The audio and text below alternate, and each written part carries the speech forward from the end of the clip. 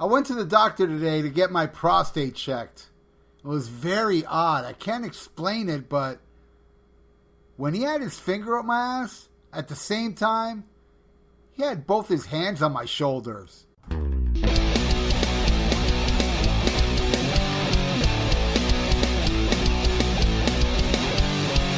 a jam, I swear, this is down. It's my podcast. This guy's insane. Rock your brain. It's just a sound. A Steve here out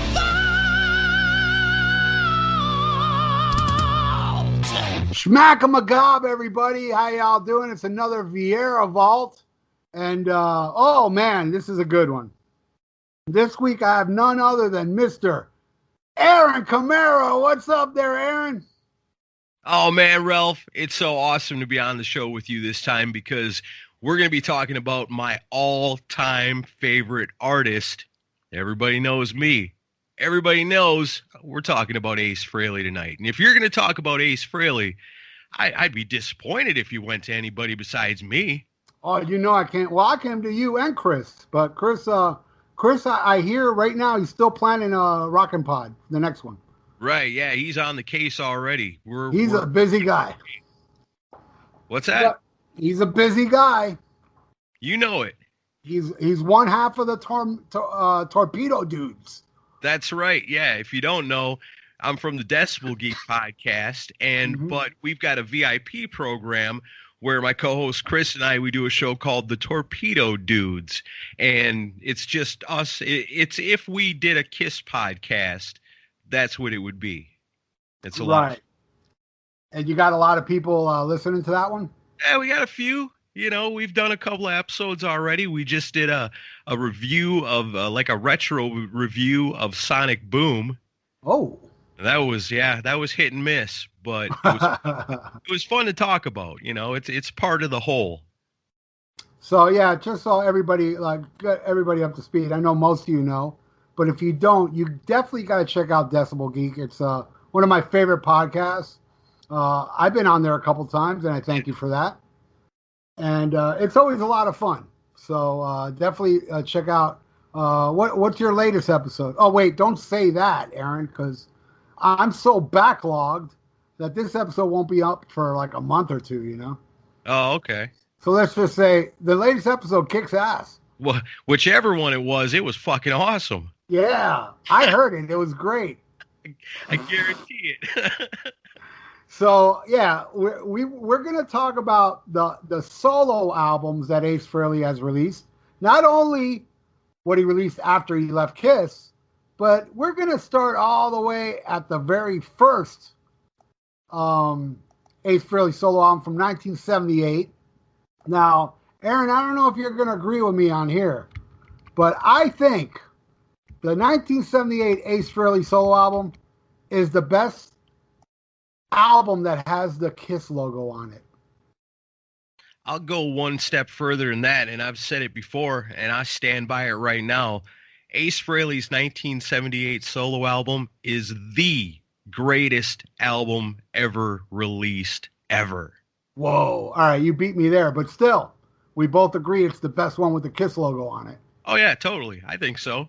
When people say, hey, rank your Kiss albums, I always have to ask, solo albums included?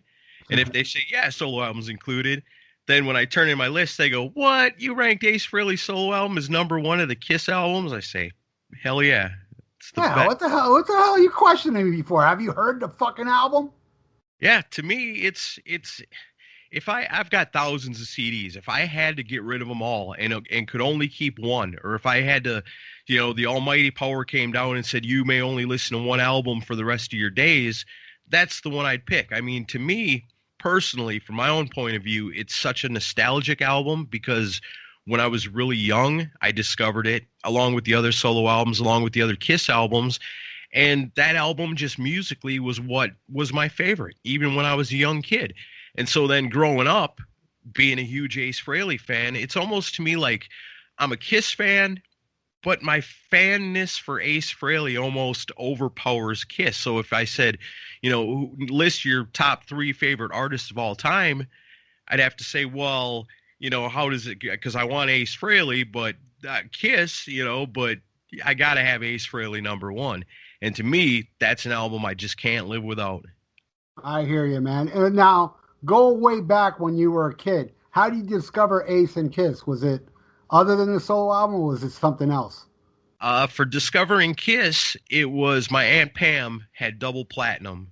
Ah. And I would listen to that. And then my Uncle Bruce, like my Aunt Pam was my mom's sister, and my Uncle Bruce was my dad's brother. My Uncle Bruce had everything. Like he had Ozzy and Maiden and Priest and Pink Floyd and Blondie and everything. And he had Kiss, you know. When he realized this little bitty kid, probably, 5 years old, is Kiss crazy, he goes, oh, we'll check these out. And he's got everything. And so at a certain age, he got out of albums and got into cassette tapes because that was the new thing. I don't want these old albums anymore. So he would sell them to me for like a couple of bucks a piece. And that was a deal my parents had worked out with him because I was lusting after his album collection so bad.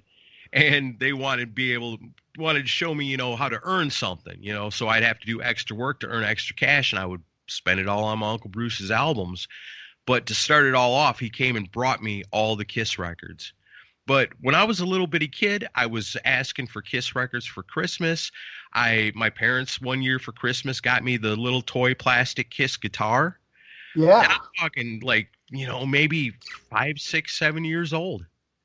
Wow. And then years later, because I kind of got out of it, I kind of got out of music a little bit and was doing like other things because I'm telling you, my parents, I don't know what they were thinking, what everybody thought, hey, let this little bitty kid listen to Kiss. Who cares? That's not going to warp them and turn them into some kind of crazy podcaster or nothing someday.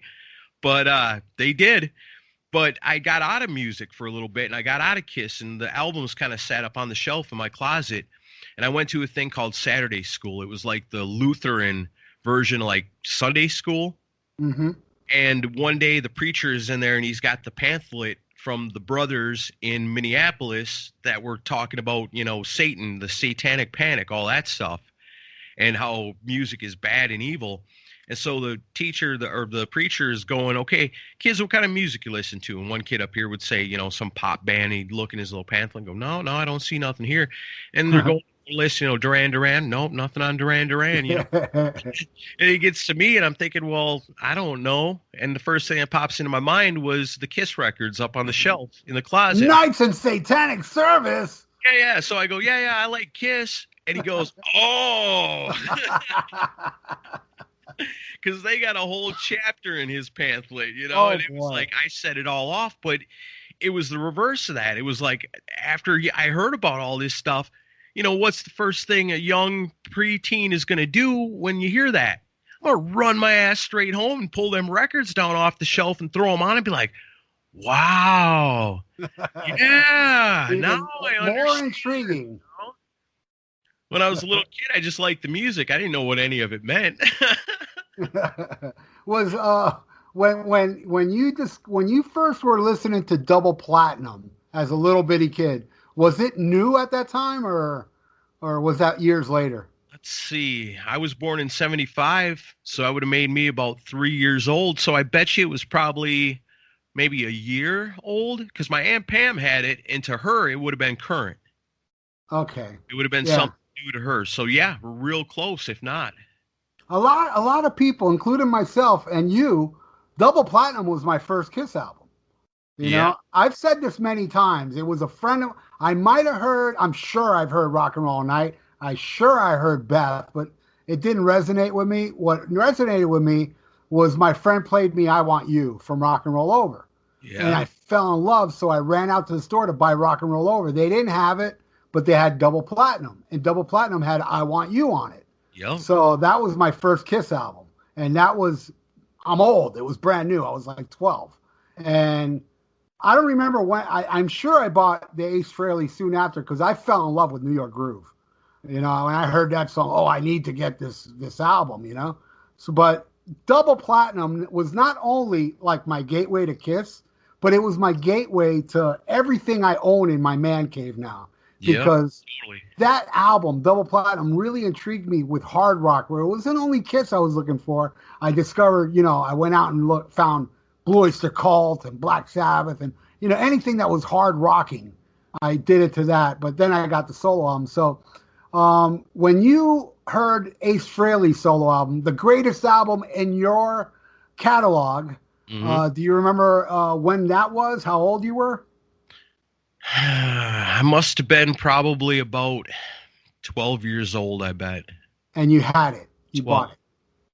That was one of them that my Uncle Bruce brought over to me because I had then at that point become like totally like once I got those albums back down and listened to them, then I was back in like 100%. Like I was a rock kid from that day on.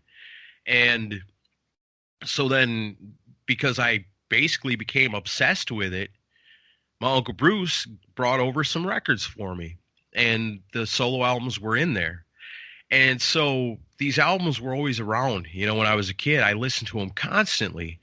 But like I said, I'd have Kiss Alive 2, Kiss Alive 1, Double Platinum, Destroyer, and Love Gun, and the solo albums. Wow. And Ace Frehley's was my favorite out of all of them. From day one? From day one, yeah, totally. Nice. Yeah, I loved it all. Don't get me wrong. I loved all of it. But the Ace Frehley solo album was always my favorite.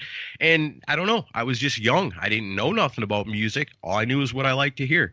And even as far as that, being a little bitty kid and listening to Double Platinum, you don't really get a sense of what Kiss is. Right. If you don't know. To me, I guess I was just, 5 years old? Wow, it's shiny. I like this. Yeah. What a marketing ploy by Kiss to bring in the toddler demographic with that one. It worked like a charm because there's a lot of toys coming along with that, Right? So, all right, let's talk about the first Ace Frehley solo album. I'll just say, like right off the bat, there is not one song on this album that I don't absolutely. I love every single song on this album. I think the album is solid as hell. Just and I know you know this, Aaron, but just in case some of the listeners don't know, when Kiss went to go do the solo albums, Gene and Paul were very worried about Ace, and they were like, "Oh man, this guy is a wreck. He's a lazy guy." So they offered him help. Hey, Ace, would you like help? And Ace is like, "Nah, Curly, I got it covered." And little did they know that Ace Frehley would come out and kick all their asses. Yeah. When I thought you started telling that, when you said that Paul and Gene were worried, I thought, what, that they were about to get their doors blown off? Oh, they found that out later. Yeah. And here's a funny thing I just discovered recently. Some guy put up a picture from the Kiss Online site. Now, I don't know if you're aware of this. Gene has always claimed his solo album sold the most. Right. And somebody put up a picture from Kiss Online where you can buy the solo albums, and it shows all 4 solo albums. And on Ace's album, it says sold out. But you can still buy Gene's. Wow. So you know who sold the most. Come on, give me a break. The only album that had a hit, New York Groove. Yeah, that's true. I can see Gene probably be the second best selling because the album cover is so cool. So then think about that. How does that work? Because you think on the surface, if all 4 members of Kiss in 78 are releasing solo albums, if I was a betting man, I would think Gene Simmons would way outsell the other ones because of the persona and the mystique and the fact that he was probably the most recognizable member of Kiss. He spit the blood, breathed the fire, all that shit. So on the surface, you would think Gene's going to totally blow the rest of these away. So it's almost got to be the fact that when they come out, maybe Gene probably takes the lead a little bit at first, but then people start buying Ace's album and other people are hearing it and going, holy shit. And then back, and the more people are going back and buying Ace's album after hearing off their friends. There's got to be kind of how that works. That's the only way otherwise that Ace would ever surpass Gene. I agree with you. I think maybe from, the get-go, Gene probably sold the most like in 78.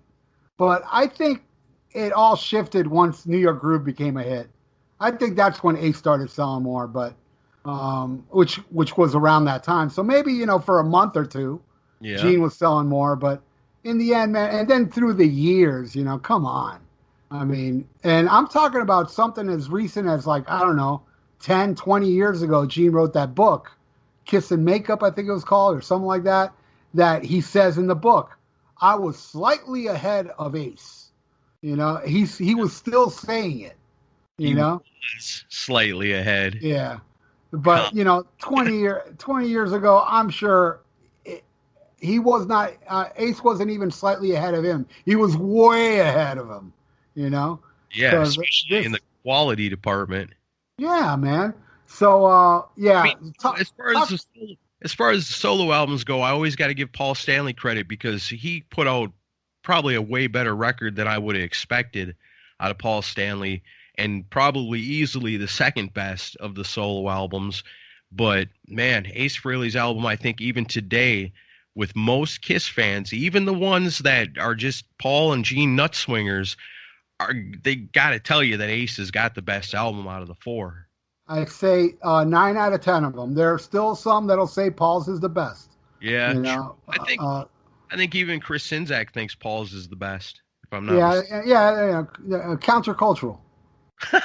They don't believe that. Sorry, Chris. No, I'm just kidding. I'm just goofing with you, Chris. Yes. I'm, you know, believe me, I don't hold no resentment. You're not fucking here. No, it's Yeah. okay.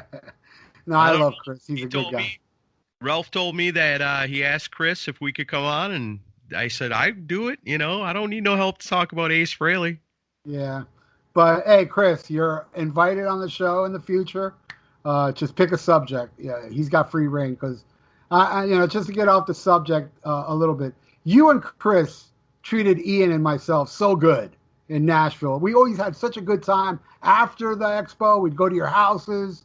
It was just always a blast hanging out with you guys. Well, it's easy when you guys are so much fun to be around. You know, it ain't Yeah. no chore to show you guys a good time because everybody's having a good time hanging out together. It's all good. Exactly. We're not douchebags. No, We were only douchebags on the actual show, but in person we're really nice. right, exactly. So overall, I mean, this album, I mean, talk about it, Aaron. I mean, talk about that 78 solo album. Go right down the line of the songs. I mean, it kicks off with Rip It Out, and Yeah. which is the perfect way to start this album. I mean, that opening riff, it just, as soon as that needle hits, or as soon as the CD you hit play, or however you're cranking this, you got a little extra loud, it's going to knock you back, and you're going to like it. It's so good. This song just rips. I've heard a bunch of different bands do covers of Ace Frehley songs, and everybody always wants to do Rip It Out. Why? Because it just freaking jams. The solo's killer. I mean, let me just go ahead and preface this. The solo's killer applies to all these tracks. Yep. And don't forget the amazing work Anton does on Rip It Out. Shit, yeah, man. Anton Fig is, man, his fingerprints are all over this album. This is, golly, sometimes I forget if I don't pull it out and think about it and talk about it, how good this album is. I mean, Speeding Back to My Baby. Yeah. Come on. The opening riff to that song Rips. just grabs you, man. Just grabs you. And then the context of the song, you know, this isn't some overthought thing. This is rock and roll played from the crotch, like Kiss always says, you know, not from the brain, always from the crotch. And this is a song that speaks to you emotionally. What guy hasn't had a problem with a girl, or a girl have a problem with a guy, or a girl have a problem with a girl, or a guy have a problem with a guy? You just can't seem to get it together. But in the end, you know that's where you belong. So you're speeding back to your baby. And what a better way to jam that out with this? You know, it's real. These songs are real, man. Yeah, and co-written by Jeanette Fraley, his wife at the time. Yeah, I think she's still married to him. I'm not sure about that. I'm not Weird sure. situation. But yeah, and then I know Jeanette's not selling none of his stuff on the internet. maybe that's how I got the cuffs. I wondered about that. Yeah, right. Yeah, dude. I mean, Snowblind. Oh God, just killer, man. That's another one of my all-time favorite songs. I think, if I'm not mistaken, I think Dimebag and Vinnie Paul did a version of Snowblind on one of those tribute albums. I'm not sure if Vinnie Paul's. But I know Dimebag not only did this, but he did Fractured Mirror. Yeah, that's right. Yeah. But I think Dime actually does vocals on Snowblind on the cover that they do. I'm 99% sure I'm right on that. Yeah, you may be right. It just shows that, what a killer song that is. And speaking of guys like Dimebag, people that were influenced so much by this album, to years later when maybe it's not as cool to be a Kiss fan as it once was, for a kid coming up. But Right. having Dimebag totally endorse Ace Frehley, where people would make fun of I Was Made for Loving You, and they make fun of Beth. Like, you can't make fun of Ace Frehley.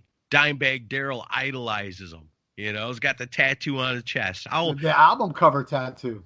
Yeah, of this, yeah. I will forever be indebted to Dimebag Darrell for endorsing Ace Frehley in such a awesome way as to have the tattoo on his chest, because it just validated all the Kiss fans so much more, especially the Ace Frehley fans.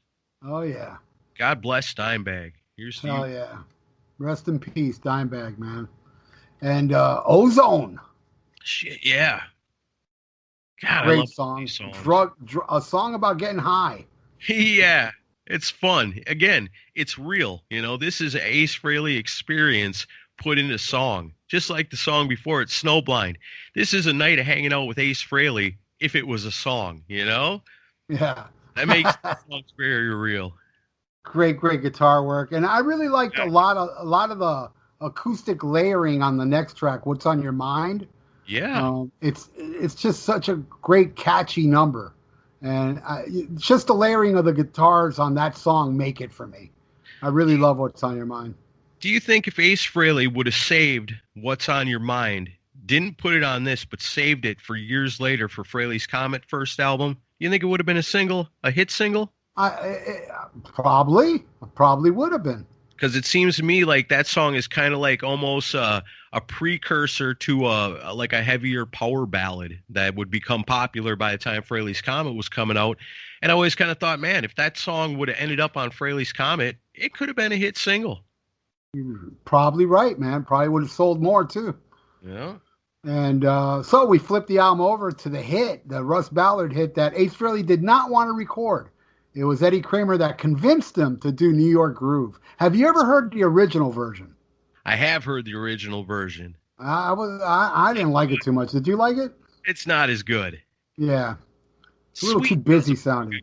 Sweet does a pretty good cover of it, but even they can't touch Ace Frehley. I never heard that. The Sweet did New York Groove? Yeah, in one of their reunion album things. Wow. It was like a couple of years ago, I think it came out. I got to look that up. I had no idea. They're no Ace. Yeah, but I could totally see how Sweet can cover this. It's kind of like up their alley. Yeah. Oh, yeah, they sweetify it all right. I love the Sweet. I'm a big fan. But, I didn't really keep up with all the later stuff, Yeah. I'm in Need of Love. Probably one of my least favorite songs on this album. Which one? New York Groove? Yeah. All right. At the end of this, we're going to talk, what's your favorite and least favorite? But I'm in Need of Love is like a guitar army song. Yeah. This song has so much guitar and effects, and it's just an awesome tune. I absolutely love this song. And it's cool because I always like it when a artist or a band in their song, if you're going to write a song about sex, then your song's got to have kind of a sexy feel to it. Like Bon Scott era AC/DC were the masters of it. Right. Having that sexy, sweaty song that's just dripping when you're listening to it. And it's got that groove. It's got to have that love-making groove to it. And as far as heavy-ass guitar and mixing that in with that sweet, sweet groove, I'm in Need of Love's got that. Oh, yeah. That's one of my favorites on here. Not my favorite, though. I'll tell you what my favorite is, but I love it. I love the Wiped Out is an insane song. Yeah, it jams. That's trucks, man. The structure is a little, what's the word I'm for? It's kind of like unorthodox a little bit. Yeah. But it still works. Yeah. And Anton Fig has a co-writing on that one. It's got like the surf thing at the beginning, kicking it off. And again, it turns into a song about, Ace, somebody must have sat down with him and said, you know what, man, just write about what you know. And that's how you end up with songs like Wiped Out. Yeah, it's like a really fun song. And then the chorus is like total like heavy metal blues. Yeah, because it starts out, you know, Yeah, and then it kind of goes, it changes, but then like the chorus totally drops out. You know, it's like yeah. kind of upbeat song, but then I was drop. I can sing these songs to you and your audience all day long if you want me to. It's awesome, and the incredible closing instrumental, "Fractured Mirror," which do I love this? And Dime did do it justice. Oh yeah, he did. You know, all the amount, and again, like "I'm in Need of Love," a lot of guitar layering, and it's just beautiful. It's beautifully constructed, and it really shows that, you know, Ace may be known as the sloppy guy and this and that, but man, is this song very clean. Well, and that's the thing too. I always the quote always seems to resurface when people are writing articles about Ace and Peter and why they're not in Kiss. But it always seems like Gene and Paul kind of diminish the contributions of Ace and Peter in Kiss. Like, oh, just because you were an original member doesn't mean you're worthy of wearing the paint today kind of shit. Right. But you listen to this album and tell me that Ace Frehley didn't have a driving force in Kiss in a very, very positive way. Yeah, he spent his time partying, and yeah, I'm sure he was a real pain in the ass sometimes to deal with.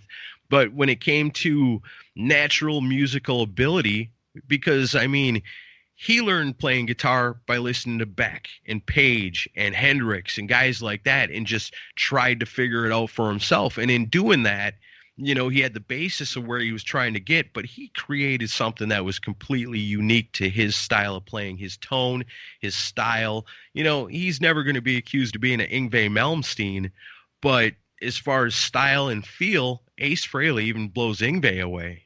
I will say now, you know, I'm an Yngwie fan, especially, you know, the early stuff, really. After that became redundant. But I would rather listen to the solo in Shock Me or Strange Ways than, you know, I Am a Viking or whatever. Because the thing that's so unique about Ace was, if you listen to all those early Kiss albums, well, all the 70s Kiss albums, his solos were songs within songs. Yeah, totally. You know what I'm saying? And not a lot of people can do it. I've heard a lot of people, Bruce Kulick, Vinnie Vincent, they're all technically better. Yeah, but can they write a memorable solo like Ace? Right. Is it something that if they said, hey, can you sing the guitar solo to Snowblind? Yes, I can. You know. Can you sing it to War Machine? You sing the Vincent guitar solo on Twisted. Blah, blah, blah, blah, you know? Yeah, exactly. But it doesn't mean nothing, and it doesn't feel like anything. Ace Frehley guitar solos feel like something. Yeah, they're songs. They're structured well, and this is from, you know, the lazy guy that really like did what the busy guys couldn't do. You know? Some people it comes naturally too. Some people got to work a little harder for it. You know, if that makes the gifted person seem lazy to the other side, then I guess, you know, call it what you want. Yeah. Well, in the end, Aaron, what would you pick as your favorite song off this album? You think that's tough? Wait till I ask you your least favorite. Man, I don't know. They're all so good. I love each one in a different way. I'm going to go at this moment, because everything I say today as far as best and worst is probably changed in 10 minutes or the next listen. But as of this moment right now, I'm going to go. My favorite song off this album is Speeding Back to My Baby. Right on. And, oh man, I guess I'm going to take the easy way out, and I'm going to go with the instrumental. All right. But I love the instrumental too. You're right about that. You know how it's so layered and it's beautiful. You know. Yeah. You look at it and say, "You're beautiful. I love you." Don't hate me because I'm beautiful. My favorite would be Snowblind. That's my favorite track on here. Yeah. Oh yeah. Something about that song, man. I've always And like I said, this is tough to pick a least favorite, and it's a song I absolutely love, but I'm gonna have to go with What's on Your Mind. I love it. Even when you say, "Oh, it's my least favorite song," but yeah, it's still better than 95% of what's out there. Yeah, exactly. It's like my 9 kids. I'll pick the one that went to juvenile. What's on your mind? Yeah, I still love him. He's my kid, but he's a fuck up. So I'll yeah. go with that one. All right. Well, Premature. Waited until 87 to come out. yeah, but before we got the next Ace Frehley solo album, notice that after this album, they gave Ace more songs on the next Kiss album than Gene. Yeah, I love that. Yeah, and then he still got 3 more songs on Unmasked, and that speaks volumes of how they woke up to the talent of Ace in this band. Absolutely, and it's weird to think that before 77, Ace wasn't even comfortable singing a song. Exactly, it wasn't until Love Gun. Other guys would make fun of him and shit, and then finally they convinced him, no, do it, give it a try. And Shock Me turns out pretty good, and it becomes like a concert staple and a fan favorite for sure. But I mean, yeah, you're totally right about the impact of this album on the band Kiss is massive. Yep. Because before this, what did Ace Frehley sing? Shock Me and one of the songs off the backside of Alive 2. Yeah. After the solo albums, man, he's all over those albums, and maybe he don't have much hand in the production of these songs, but he's still contributing songs that are pretty damn good, especially the songs off of Dynasty, all 3 of them. Oh, they're great. And also talking about Rocket Ride from Kiss Alive 2, that was the only single. Really? I don't know if they had any singles for the live songs, but I know as far as side 4, yes, Rocket Ride was the only single released. There's actually a single for it. See, there was a reckoning. Yep, definitely. And then nowadays to go back and say, oh, Ace Frehley's his contributions weren't much, that's bullshit. No. And remember when 96 happened, everybody was yelling Ace at the Intrepid press conference. Ace, oh, yeah. Ace, I mean, everybody was fucking for Peter too, but I'm saying, banners of Ace's God, they knew right there, like, man, you know what? Ace is very valuable to this band. Despite Kiss, what Paul Stanley said on the home video exposed, he never grew as a musician, and stuff like that, Bullshit. I mean, quite the contrary if you look at the amount of songs that come out before and after his solo album. Yeah.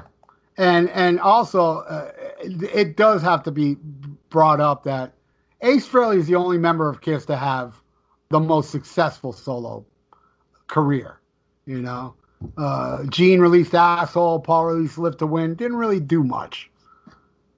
Ace still, to this day, I mean, how many albums has he released? They both released an album in 2009. What was it? Anomaly and Sonic Boom. Yep. I think Ace has done 5 albums since then, and Kiss has only done 2. And he's the lazy one. Ace is totally outpacing Kiss nowadays. Oh, big time, man. And I think that's got a lot to do with the fact that he's cleaned up now, Yeah. Whereas before, partying was his priority. Now, creating music can be. That's why it took so long. I remember, from last time we heard from Ace was Elder, Dark Light. And, he played on the album. And that was 81, I think? Yeah. It took 6 years. And I remember those 6 years. It was an eternity. I remember when I used to listen to the syndicated radio show called Metal Shop. It was the only show with teeth. Yep. And they would always announce, okay, next week on the radio, on Metal Shop, they said, we're going to have the debut single from Ace Frehley's solo album. And I remember telling my friends, and they were all like, yeah, right. Because we all thought Ace was gone forever. Yeah. Because 6 years back then, you got to remember, years now fly by. Back then, they went by slow as fuck. Right. So it was an eternity, and it was the next week I listened, and the song they picked to play was Rock Soldiers, and it blew my fucking mind. Yeah. How cool is it that you're an Ace fan, and then the first song you hear when he comes back is like, Ace is back, and I told you so. Yeah. Oh, the fur rose on my arms, the fur rose, man. I was like, holy shit, I can't wait to get this freaking album, man. Frehley's Comet, not released in April 27th, 1987. Yeah. And this album, man, is it awesome. Do you think it's as awesome as I think it is? I think it's pretty awesome. To me, it's a retrospect thing totally because it was a time and a place in my life. See, since where you're a little older than I am, so you're waiting on the album and you're hearing it on the radio and stuff. Me, I've just kind of rediscovered Kiss and rekindled my love for Ace Frehley and his contributions to Kiss and that solo album. And so I don't really know what's going on with Kiss. I'm not buying magazines. I'm not keeping up with stuff like that. I just have no clue. And so my Uncle Bruce gives me Animal Eyes. And I'm looking at it. I'm going, well, who's this guy and who's that guy? And where's their makeup? So I'm totally out of the loop with Kiss at this point. Where's the makeup? Where's Ace Frehley? Ace Frehley's not in Kiss anymore. What? Where is he? Does he make music on his own now? No. Well, shit. Yeah. But I liked Animal Eyes anyway. I still thought it was cool. I would listen to Animal Eyes and close my eyes and imagine Kiss in makeup. That must have been pretty hard because Yeah, it doesn't sound like, yeah. it doesn't sound like 70s Kiss. Then all of a sudden, like the next thing was, then I started like getting magazines and trying to find out, and it was like, I'm buying magazines. I'm learning about Poison and I'm learning about Motley Crue and Y&T and all these different bands. But really what I'm doing is buying the Hit Paraders and the Metal Edge magazines to find out what happened to Ace Frehley in hopes that one day I'll find something. And finally I did. As a matter of fact, it was my Aunt Pam that clued me in that she had heard that Ace Frehley was coming out with a new album and I couldn't wait. And I'd go to the record store and I'd run in to the LP section. I'd run right to the A's and I'd go through the A's and I'd run right to the F's and go through the F's. And I'd do this every time. Like we'd be near the mall. I'd beg my parents to take me, just let me run through the Camelot music. And one day I'm flipping through and there it finally is. And I couldn't believe it. I was so excited. And I brought it home and like same thing, drop the needle down and that drum starts out, and it's like, oh yeah, and then like you said, Ace is back and it told you so and it makes you feel so good, it's like, yeah, yes, I am on the right path in my life. I have found what gives me happiness. Oh yeah, man. And yeah, it's the perfect opener. And but what's cool and it's kind of meant to be, Aaron, is that you kind of like lost track and everything, and then you get right back on track right before Ace releases his first solo album after Kiss, which is like kind of meant to be, huh? I think so. It had to be. My Aunt Pam, she bought me a Frehley's Comet t-shirt, and I wore it so much that the picture faded out. You couldn't even barely tell what it was anymore, but I wore it constantly. My friends are all starting to get into Metallica and getting turned on to like heavier music. And I'm just Ace Frehley crazy. I'm crazy about this album. And I don't have any friends at this time that really get it. They don't understand how Kiss crazy I am and how especially crazy I am that Ace Frehley's coming out with a new album. Nobody cares. Years later, I would make a friend that was a Kiss fan who understood what was wrong with me. Right. What everybody else thought was wrong with me, I guess. But he understood. And it was cool to finally have somebody that was a Kiss friend. But on this one, I was all alone. But I didn't care, man. I mean, I just brought it home. I put it on. I listened to it and listened to it and listened to it. And it was a different time back then, Yeah. When you have the cell phones and all that stuff, your entertainment was more important back then. It wasn't so disposable.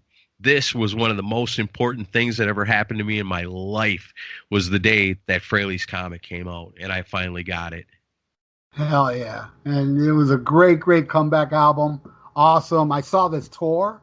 I'll never forget, man. I mean, I wasn't expecting it, but he came out and he opened with Rip It Out. I was like, oh my God. Nice. It was an amazing, amazing experience. Now, what we did with the 78 album, we went through every track. Now, if we were to do that to every album, we're going to be here till like Monday, and we're recording on on Ace Friday. Frehley's subject, I can do that if you need me to. Well, I mean, as a whole, like, okay, we can touch upon our favorite tracks. Right on. That sounds. And I love Breakout, which is a song that was recorded during the Elder, really, but scrapped. And Eric Carr wrote it. Yeah, Eric Carr wanted to play on this song, but Gene forbid him. Yep. Gary Corbett told us those stories, man. That's a bummer. Why? Yeah.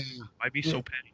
I don't know. That sucked. But, then Richie Scarlett came in and he added something to it because he's got co-writing credit. And kind of, I mean, I love Todd Howard. Don't get me wrong. But, man, Richie was there before Todd. And for some reason, they replaced him.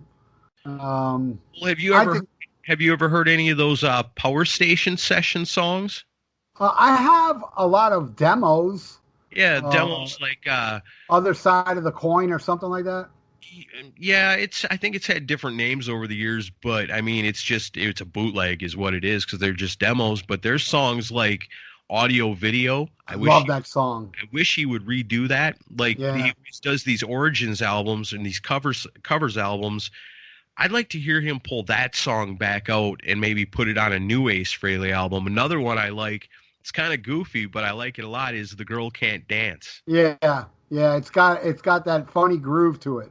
Yeah, it's a weird, funny song, but I like it a lot. I'd love to hear that redone. Songs like I'm So Wired are kick ass. He's just got a bunch of demos floating out there that are really good that came out that were created, I guess, in between the time of him leaving Kiss and before Frehley's Comet. And that's with Richie Scarlett. And they do a version of Breakout on there with Richie on vocals, which is pretty cool. Oh, wow. I don't think I've ever heard that one. Yeah. I heard We Got Your Rock and Stranger in a Strange Land. I've heard those demos. Yeah. But I don't think I heard anything with Richie singing, actually. I got to look into that. Pretty keyboard heavy because they got that Arthur Sneed playing on it. Right.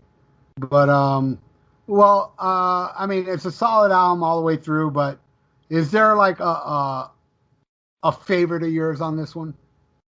The only thing I never liked about this CD, and nothing against him because he's a great songwriter, he's a hell of a guitar player and a hell of a voice, I could never understand why there was another dude singing on the Ace Frehley album. A lot of people thought that. Really bummed me out when I was a kid. I kind of felt ripped off. Like, I bought an Ace Frehley album. I didn't buy this other guy's album. Why is he singing on these songs? Right. But I come to grow and get older and be wiser and more accepting of things. So these songs are nonetheless great. At one time, I would have said the worst song on this album is Dolls, but I recently did a show with a podcast called the Lipstick Generation with my friend Greg Troyan. And we did a discussion on this album, and I really re-listened to it. And what I took away from Dolls was if this was a blackout era Alice Cooper song, it'd be unbelievably good. It makes sense, right? Right, yeah. If Ace would have done this song, like, can you imagine like Dolls with Ace playing guitar, but Alice Cooper singing it would be like one of the greatest things ever. Yeah, I can see that on Zipper Catch a Skin. Yeah. My favorite song on this album, the hard rocker, Stranger in a Strange Land. What a solo. Oh, man, so good. My least favorite, I guess I'm going to take the easy way again and go with the instrumental. Fractured 2. I love it, though. I love that instrumental. Do too. I like another instrument. I like a Fractured more than Fractured 2 coming up on a future album. But I got to say, my favorite on here, believe it or not, is Into the Night. I don't know. The same guy that wrote New York Groove, Russ Ballard. Yeah. But I love that song. It was the first single, and I love it. I love every song on this album except for, and maybe I'll take your route, but I still don't understand Dolls. Maybe I'll give it a few more listens like you did, and see if it grows on me. But I never could get into that song. Put yourself in like a weird Alice Cooper kind of mindset and listen to it. I think you'll get a new appreciation for it. I will do that, and I'll smoke some meth too while I do it. Maybe that'll help. Recommend some good weed, but I'm no doctor. Well, in between this album and the next one, they released a little EP called Live Plus One. Yep, I got it. I have it too. And man, do I absolutely love that studio track. Words Are Not Enough. What a great song. Man, real keyboardy though. I don't go to the Ace Frehley for the keyboards. It's very 80s sounding, like a Miami Vice-ish. Yeah, totally. But I totally dig it. I don't know. I just think it's to it. It's really catchy for sure. Even with the keyboards in it and the weird 80s vibe going on in it, which I mean it was the 80s, can't fault it. right. But yeah, catchy as hell. Great song. Yeah, I love it. But the one thing I don't understand about that EP is, hey, I love Anton and all, but why put a drum solo on the EP? Yeah, that Could have doesn't fit make another song. sense. It was probably just something for him, maybe hey, you've had my back for many, many years, my friend. Let me give you something here. Right. I could see that.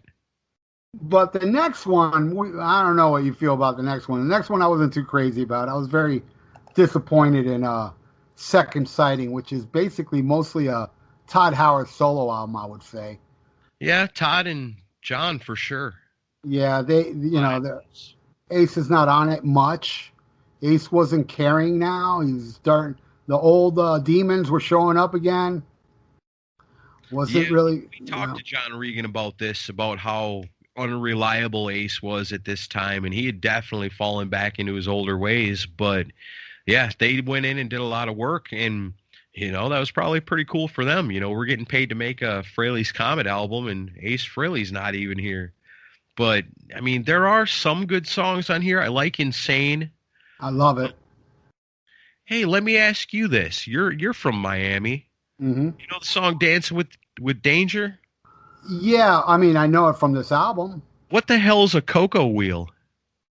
Oh, I don't know. That's supposed to have something to do with Florida. Kind of Miami drug slang or something. Oh well, yeah. I never really did the blow, so I'm thinking it has something to do with blow, right? I'm guessing so. I have no idea. If I ever get to interview Ace Frehley, I always thought that would be my number one question. What the hell's a cocoa wheel? Knowing Ace, he'd be like, I don't know what you're talking about, Don't lie. Frozen fingers on the cocoa wheel never lie. And then you'll bring up Dancing with Danger. It's like, I don't remember that song. Yeah, right. And it'll be legit. He probably doesn't. What's that? Ace doesn't have the best memory. And it's a steel hardcover, but I never heard the steel hardcover of this song. Have you? No, I haven't either. No. And Dana Strum co-wrote it, which is odd. And that guy's had his influence on so many different things. Yeah, a lot of Kiss connections with Vinny and Ace. And Ozzy, he introduced Randy Rhoads to Ozzy. A lot of cool stuff on here, though. What do you think about The Acorn Is Spinning? It's like an instrumental, but it's got like a spoken word story kind of intermingled through it about boxing and betting. I forgot the podcast. I heard a podcast not too long ago. They were bashing this song relentlessly, and I was like, man, I love The Acorn Is Spinning. I think it's a great little instrumental. It's fun. Did you like it? Yeah, I do like it. It jams. It's a good song. It's not nothing you're going to ever sing along with, but, you'd sure get your foot tapping, and kind of fist bumping a little bit because it's a good jamming, rocking tune. I love it. I loved it so much that I made a video for it. I make music videos. Yeah? Yeah, I made a video for Acorn Is Spinning, actually. I really dig it a lot. I love it a lot. It's one of the standout tracks. I mean, overlooking this track listing now, there's really just 3 songs I like off this. Yeah? Yeah, Insane, Dancing with Danger, and The Acorn Is Spinning. I don't really like the rest. Really? Yeah. So I was going to list my favorite song on this album, and it's not one that you just mentioned. I'm going to actually go with my favorite on this album is Separate. I think that song's really cool. I'll give it more a chance. I remember it, but I don't remember it doing much for me. Separate the girls from the boys, something like that, right? Yeah, I guess. I don't know. Maybe I need to listen to it again, too. Singing it don't sound so cool, man. Well, that's how I remember it. Okay. Least favorite on here, probably, definitely Time Ain't Running Out. Tell you from the last time. Yeah, I remember that one. My favorite would be Dancing with Danger. Yeah. Insane is a very close second, though.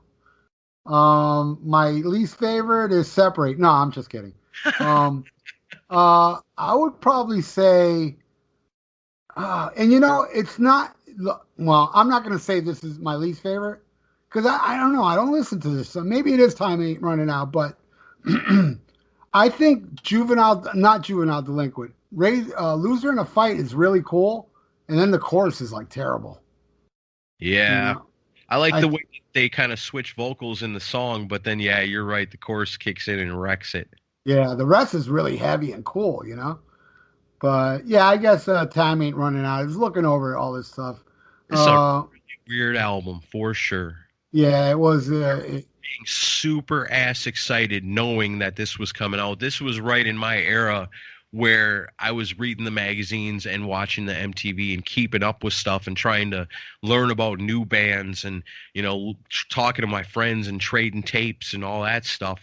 This was right in the era where I would have saved my money knowing the date that this album was coming out and being there on the day to get it. And then bam. And take it home and be like, oh, or Todd Howarth. Yeah. Were you very disappointed the first time you heard it? No, I think I was so excited that I just loved it. I think anything Kiss or Ace Frehley would have come out in that era, I would have just loved. I loved Crazy Nights better then than I do now. I liked Hot in the Shade a lot better then than I do now. Yeah, I back then I was horrified right off the get-go with those two albums. Yeah. You were a little old to me, though. See, yeah, I was yeah. young and impressionable, I suppose. Young and excitable. Exactly. I did like Asylum, though. Yeah, me too. Even as goofy as they looked, I liked the music on it. I was going to say, not the album cover, but the music was all right. Yeah. So then Ace Frehley comes back. Yeah. And much, much stronger. And I'm sure you were excited about this because he sings this whole album except for one song. Yes. We're talking about Trouble Walking, released October 13th, 1989. And now Megaforce is, with Atlantic Records. And, oh, man, because I remember I bought this album, because I was like, fuck it, Even as disappointed I was with Second Sighting, it's Ace, you know? Yeah. So I bought it. I put it on, and when I heard Shot Full of Rock, I got the same excitement that when I heard Rock Soldiers for the first time. It's so good. It's ripping, man. Kind of gives me the same feelings as listening to Rip It Out. Yeah, there you go. It's that good of a first song on an album, and it makes a statement. That's what I think. What you want to do with the first song on your album is really make a statement. Set the tone. What can you expect for the rest of this album? And Shot Full of Rock does it, man. It's just ripping right off the bat. Love it. I absolutely love it, man. That might make Vinnie Vincent's eyes roll back in his head. Fuck that guy. Just rips, man. Love it. Yeah. Yep. And they released the single for this was Do Ya, which is a song I absolutely loved when I was a little kid because I was really into ELO. And I don't mind Ace Frehley's cover. I'm not going to say it's terrible, but I don't know, man. They should have released Shot Full of Rock on this. And I'll tell you, when I name my favorite song on here, it is my favorite Ace Frehley song after Snowblind. Oh, wow. Nice. And it's not Shot Full of Rock, but there is a song on here that, if I was to judge what's the best Ace Frehley song from Frehley's Comet to, Spaceman, it's on this album. Nice. I think this album is solid. Never been a fan of Hide Your Heart. You probably like that one, right? I like it better than the Kiss version. Okay. I was just never into it. Gene called him, threatened him, don't put it on the album. And he did anyway. See, we always wondered about that. Chris and I have talked about it. Like, how does that work? It's a song written by somebody else. Does it get shopped to where they both seen it at the same time and kind of went for it? Because Trouble Walking and Hot in the Shade were very similar in time coming out. I believe they both came out on the same month. Yeah, I think you're right. Real close. Yeah, very close. Yeah, I'm almost positive that they both came out in October of '89. Both Yeah, those the albums. rivalry was still real back then. Yep, and Ace did not buckle. You know, he said, "I ain't gonna," you know, and I don't know if you're aware of this, but there was talks of Ace rejoining Kiss at this time. Right, yeah. When we talked to Bruce Kulick, he told me that that was always kind of a thing that was, as Bruce Kulick, that was the kind of thing that was always kind of on your shoulder, that knowing, you know, I'm having a great time, but Ace really could come back at any moment. You know? Yep, and there was talk. Yeah, there was talk of him before they recorded Hot in the Shade, before they recorded Trouble Walking. There was a little negotiation, and it fell through. Well, and it's got to be tough for them too, because I mean they've been spending all this time shit talking Ace Frehley, and now, you know, back to back he puts out an album right up there with Hot in the Shade that, in my opinion, is way better. Oh God, not even close. Yeah. This album destroys Hot in the Shade badly, you know. And so, you know, what do? You can't beat them. Try to rejoin them. Exactly. But, you know, I mean, I think Second Sighting did a lot of damage to Trouble Walking. Because this album deserved way more attention than it got. I mean, because when it comes to Ace Frehley, you're going to have guys like us that are hardcore, that are going to buy anything that he comes out with. Right. You got people that have no idea who the hell he even is. And then you got people that are kind of in between. So say you were a Kiss fan and you heard word that Ace Frehley was coming out with a new album. So you got Frehley's comment and you go, well, that's pretty cool. You know, I like that. And then you get the next one, Second Sighting, and you go, oh man, this one ain't so great. A lot of people then kind of drop off. You know, they did it with, you know, they dropped off at Dynasty, and then some more dropped off at Unmasked, and then some more dropped off at Elder. And then by the time they're coming back and with a good kick-ass album like Creatures of the Night, nobody's there to care anymore. You know that Creature of the Night initially sold less than the Elder. See, that's crazy, but that just shows how putting out a string of albums, or even one bad album, can really have a ripple effect on your career down the line. Which explains Trouble Walking. I mean, just one album, Second Sighting. You know, can you imagine, like, you know, somebody, you know, oh, I'm going to get Second Sighting, hears it, is, you know, horrified. Then the next thing he hears is Do Ya, which is not bad, but it's still very, very commercial. Right. That it doesn't really represent this album. No, You know? definitely not. You know, and I don't ever really agree with a band, even, you know, Ace Frehley or whoever, your single as a cover, that's kind of cheating, I think. It's kind of cheap. Yeah. So. Yeah, they say, hey, if it was a hit before. It's the most radio-friendly thing on here because the album is just rocking. I wish this album would have came out in place of Frehley's Comet. I wish this would have been the focus or the direction of the band when the original album came out. Yeah, or at least right after Frehley's Comet. You know, killer 1-2 punch. Because like I said, even with Frehley's Comet, it's got Ace Frehley's name on it, so that's what you expect. You don't expect anybody else singing on it. I loved the fact that Ace sang on 90% of this album. Yep. Do you have a favorite track off this album? Oh, man, that's really tough. Well, let me just say this. In the world that we're living in nowadays, I just want to remind everybody the world is still your family tree. I love it. Remember Me. That's awesome. Everybody should listen to that song nowadays and, you know, be grateful that we're all part of the human race and stop dividing each other and separating shit. My favorite song on this album, this is a tough one to pick too, but I guess I'm going to go with the title track. I think the title track is just one of the most badass things Ace Frehley's ever done. Right on. Trouble Walking. Yeah, great song. My favorite, like I said, it's my favorite right after Snowblind, is Lost in Limbo, believe it or not. Another Ace Frehley story song, you know? It's so good. It's such, you know. I love the little echoes. I love the kind of stony lyrics. Yeah. And I just think it fucking rocks. And it's such a deep track, but my God, it's so good. But it's really cool. And like you say, the cleverness of it, where it's a song about being completely wasted to the point where you're not sure where you're at. And then it's got like the weird echoey things. You put your headphones on and crank that up and listen to it. It almost gives you the feeling of being that way, you know, where your head's kind of swimming a little bit, you know, where you've had way too much to drink. it's really cool. I mean, Eddie Kramer does some pretty clever stuff on this album in spots.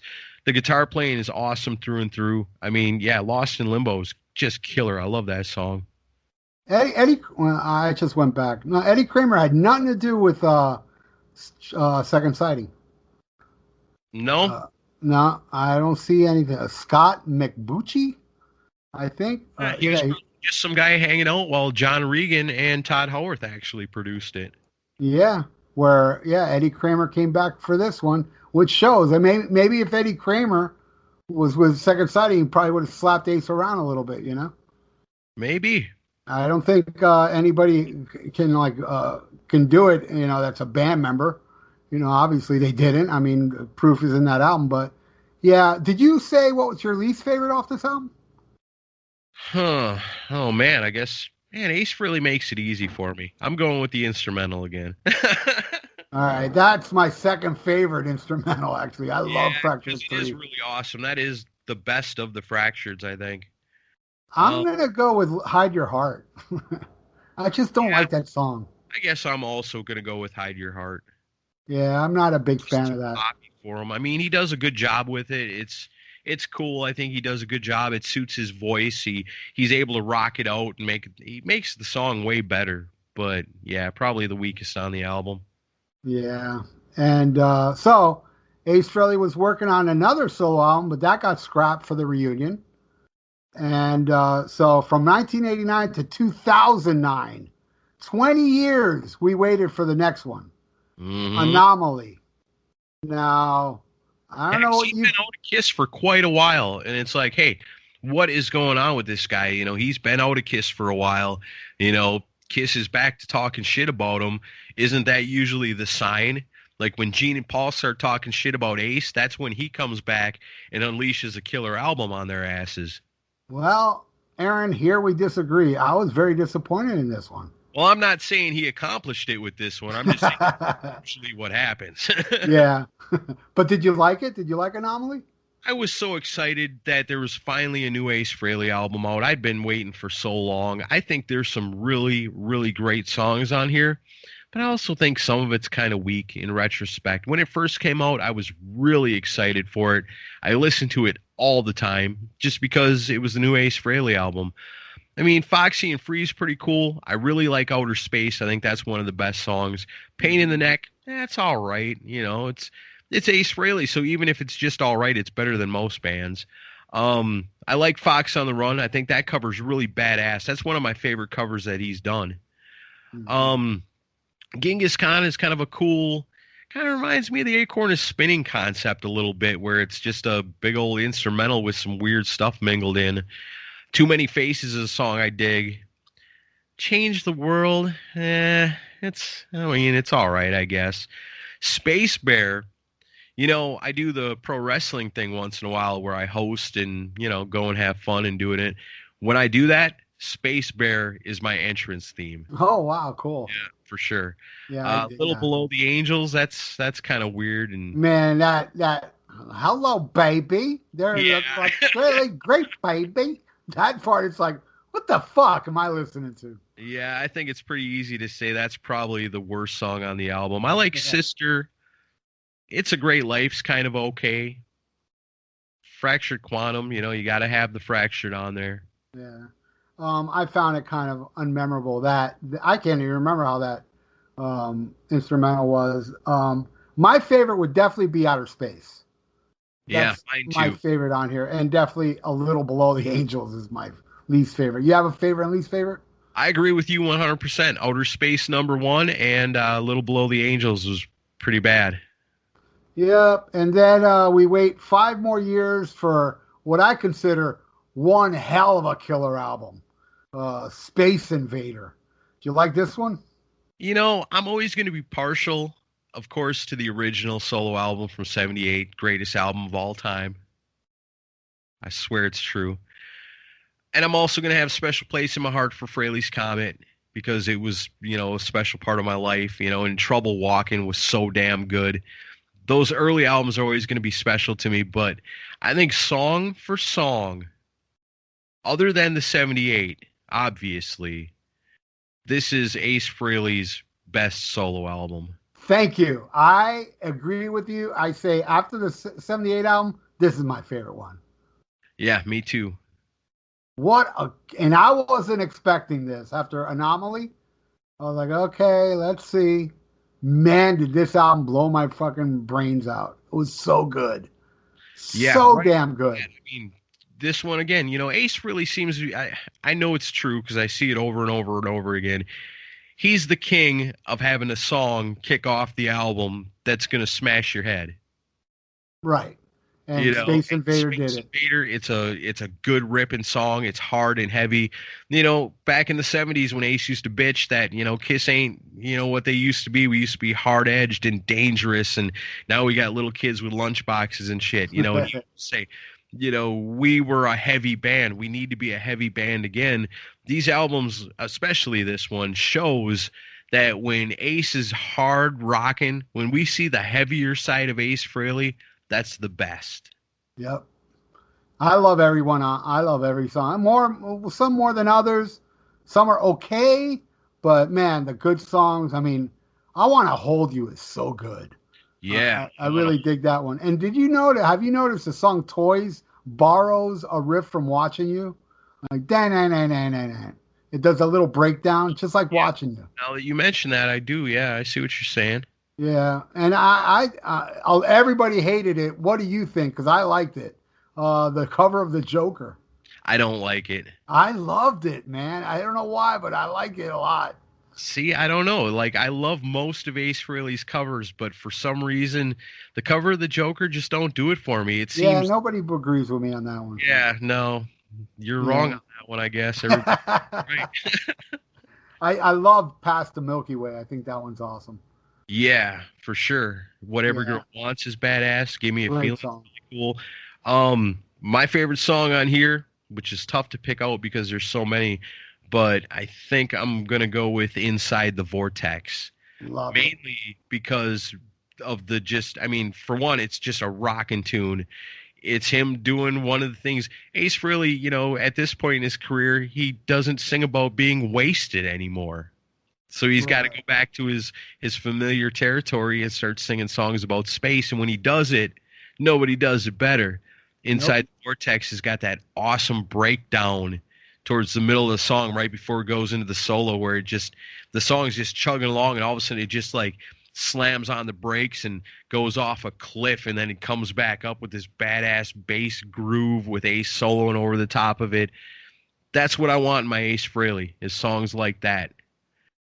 Least favorite, I guess probably the Joker. Okay. My favorite would be the title track, Space Invader. I mean, I just think it's one of my favorite Ace songs in general. Definitely, I'll put that. I mean, I got to exclude the 78 album, because if I was to put, and I did this already on my YouTube page, my favorite Ace Frehley songs, I totally took every song off the 78 album to make the list, because it wouldn't be fair to these albums, No. Because I would have had that whole album on there, and only leave like maybe 2 songs from all these albums. Ain't gonna work out, But I love it. My least favorite, I'll say this because I don't even remember it, is Starship, the instrumental. I don't even remember it that much. It's pretty cool. Yeah, I gotta listen to it, but I remember like Reckless was okay, So it's Reckless isn't the strongest song on here. Yeah. Reckless and Starship would be, I'd say one of the two, It's funny, you talk about albums, you go, I haven't listened to that one in a while. Before we even talked about doing this, I listened to this one about a week ago. Oh, wow. I got it. Yeah. And I do listen to this one a lot, but I just don't remember Starship now at the moment. I'm having a brain fart. I don't remember how that went, but, so then he releases a covers album. Origins 1. What do you think of this one? I dig it. There's some really cool stuff on here. I like the cover because it reminds me of like an old Jerry Rafferty album from the 70s. Yeah, Baker Street. Yeah, I like that. Ace Frehley does covers. Some of it's pretty. I could leave a bunch of this. It's the only thing that bugs me about when Ace Frehley does these cover albums is he picks some pretty obvious songs like Magic Carpet Ride and Wild Thing and Street Fighting Man and White Room. I've never heard anybody do covers of those songs before. Yeah, yeah, it'd be better if he would do like Till the End of the Day is a good example of what he should be doing. More deep tracks, you know what I mean? Yeah, because I actually had to go back and try to find, the original version of that when this came out because I'd never heard that song, Me neither, yeah. Me neither. To do a song like The Emerald, which is just killer. But then also to do Cold Gin, which is something which I always wondered that when I was a kid, and I'd look at the credits and try to piece together who sang what with Kiss, when I was first just trying to understand the music instead of just listening to it, and wondering why Ace Frehley's name is on this, but Gene Simmons sings it, and why is Ace Frehley's name on Parasite when Peter Criss sings it, or on like Strange Ways and Getaway singing it, and I never understood that until later. You go, oh, okay, well, Ace was able to write songs or contribute, but he didn't want to sing, and that would come later on. So it's cool to hear him singing Parasite and Cold Gin, but I think my favorite thing on here, which I guess before that you can't discount Paul Stanley, appearing on here and doing an awesome free song, Fire and Water. How stoked were you when you first heard that was happening? I to tell you the truth, I was like, oh no, Paul Stanley, man, that guy can't sing no more. He sounds great on it. He sounds amazing on it, yeah. Yeah, I was like, oh, Paul Stanley's going to sing on the album? Uh-oh.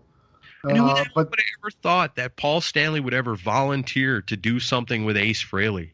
Shocking. It is very shocking. It really threw me for a loop, if you would have told me that when Trouble Walking was on the shelves, I'd never believed you. Oh, yeah. And it would have never happened, though, back then. Because it was a total different mindset with Paul and Gene back then. It was like they were trying to bury Peter and Ace and just focus on, Eric Carr and Kulick, And even Revenge, they still didn't want, people to remember the past or love it as much as people obviously did. Right. You can't love songs without loving the people that played on it because they're a part of it. Exactly. So what's your favorite off this one? I was going to say, speaking of songs that you had no part in originally, my favorite on here is his cover of Rock and Roll Hell. Man, I love that so much. It makes me feel like how much better would Creatures of the Night been if Ace Frehley and Eric Carr is allowed to cut loose and lay them drums down like he does. You got Ace Frehley on lead guitar. How much better would that album have been? Not that it's bad, because it's a great album, but how much better would it have been with Ace Frehley playing on it? And if there's any song on that album that Ace should sing on, it's Rock and Roll Hell. Yeah, for sure. Because it really matches his persona and, how he was living his life. He was actually in Rock and Roll Hell at that time with the accident and all that shit. Yeah. But, and how about your least favorite on here? Least favorite, Wild Thing. I mirror you, dude. Rock and Roll Hell blew my I was blown away. Yeah. When I heard Rock and Roll Hell, I was like, oh my God, this is godly. Yes. It was so good, and I was excited when I saw the track listing before the album came out. I was like, what? Oh my God, we're going to hear what it would have been on Creatures if he sang on it, Yeah. And he sounds so good on it. Sounds very strong.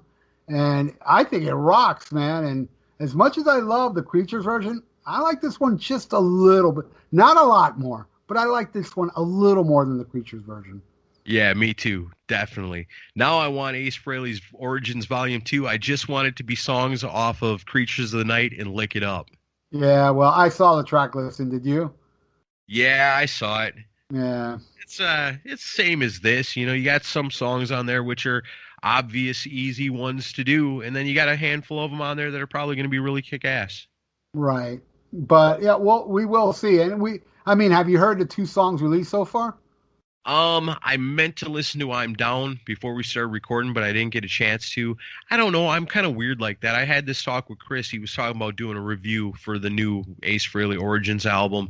And I was like, yeah, but I'm kind of trying to wait until the CD comes out because I'm weird and I like to buy the CD and open it up and look at the packaging in it and put the CD in and listen. It's a process for me when it comes to bands I care about. And there's nobody I care about musically more than Ace Frehley. So I really kind of cherish those moments that I can still enjoy as if I was still a kid and it was, trouble walking in my hands of buying it, opening it, listening to it in its entirety and enjoying it as a thing instead of just, hey, so-and-so, sent me the early download, and which that's always cool to get. But when it's a band like this, it's a band that means a lot to me. I got kind of a weird tradition. It's the only thing I'm OCD about, really. Well, I heard it, and I got to say that version of I'm Down, believe me, I ain't lying when I'm telling you this. That is the best Ace Frehley vocals I've heard in a long, long time. I was wondering about that because I remember years ago on the Permanent Vacation album, Aerosmith does a rockin' cover of that. It's really cool. But, I mean, that's Steven Tyler singing it, so I wonder how Ace was going to do that or if he had someone else singing. Right. Well, no, it's Ace. Nice. And what's really cool is, John 5 does the solo on it, but the first solo is Ace. And Ace stays dedicated to the Beatles version of the guitar solo. But then he throws a little bit of Ace-isms in it, which makes it so cool. I absolutely love it. I love that version of I'm Down. Space Truckin', I didn't hate it all, but yeah, I mean, to me, I'm Down was way better. Yeah, I've had people come and tell me that they thought Ace Frehley's version was better than Deep Purple. I don't argue with them. Well, I wouldn't go that far, but I liked it. It's hard for me to say. I mean, Deep Purple's Deep Purple. I mean, they're legends. They're gods of rock, so it's kind of tough to say anything bad against them. But I really liked what he did with it. I mean, he added his own Ace Frehley guitar flavor to it, but it's already a kick-ass guitar song. That's another one. It's cool. It's a space song. You feel obligated to cover it. I get it. You just like the Joker's got the space trucker line in it. You gotta do it, I guess. If there's any song out there with space in it, good chance that Ace is going to cover it at some point. And yeah, I think he did a good job. And yeah, I gotta agree, man. Wild Thing. Believe it or not, I've never liked that song. I've never liked the Trogs version. I think it was the Trogs that originally did it. Yeah. But I really do like the Jimi Hendrix version. He does like a live version and live at Berkeley, I think. It's great. It's just one of the most basic songs out there, but it's like a good early example of almost like punk rock, really, because it's not like it's technical or anything or something you're blown away by, but it's catchy and it's simple and you don't have to be a master to play it, so it's one of those songs that everybody loves. Yeah, but I was like, I've never been a fan of Magic Carpet Ride either. Well, let me ask you this, because Chris and I talked about this. This has been a while ago already, but when Origins Volume 1 was first coming out, we did a show called Ace's Cover Contenders, and we each picked a handful of songs that we thought Ace Frehley should cover. And my number one pick for an Ace Frehley cover, and I'm not a huge fan of the original artist, but I think he would be perfect doing this song, and he could really rock it out and make it something awesome, is You May Be Right by Billy Joel. Oh, wow. Yeah, that's an interesting one. I like that song, though.